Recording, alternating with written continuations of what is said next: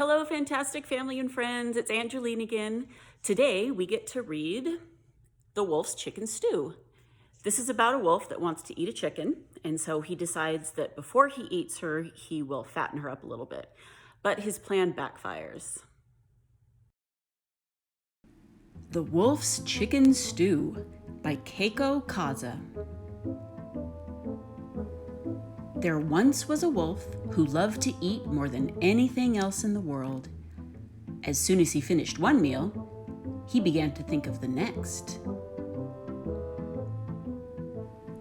One day, the wolf got a terrible craving for chicken stew. All day long, he walked across the forest in search of a delicious chicken. Finally, he spotted one. "Ah, she is just perfect for my stew," he thought. The wolf crept closer, but just as he was about to grab his prey, he had another idea. If there were just some way to fatten this bird a little more, he thought, there would be all the more stew for me. So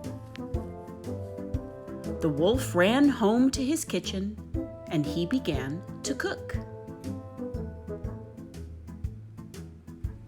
First, he made 100 scrumptious pancakes. Then, late at night, he left them on the chicken's porch. "Eat well, my pretty chicken," he cried. "Get nice and fat for my stew."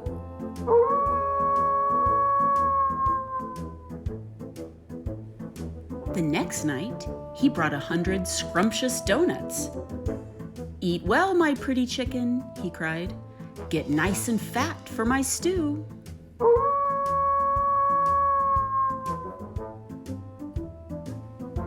And on the next night, he brought a scrumptious cake weighing 100 pounds. "Eat well, my pretty chicken," he cried. "Get nice and fat for my stew."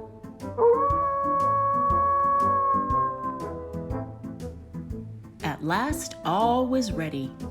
This was the night he had been waiting for. He put a large stew pot on the fire and set out joyfully to find his dinner. That chicken must be as fat as a balloon by now, he thought. Let's see. But as he peeked into the chicken's house, the door opened suddenly and the chicken screeched, "Oh, so it was you, Mr. Wolf."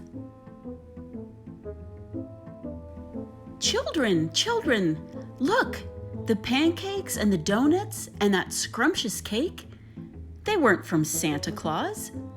All those presents were from Uncle Wolf. The baby chicks jumped all over the wolf and gave him 100 kisses. "Oh, thank you, Uncle Wolf. You're the best cook in the world."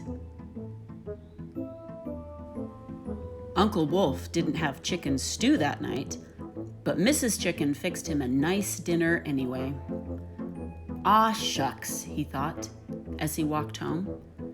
"Maybe tomorrow I'll bake the little critters 100 scrumptious cookies."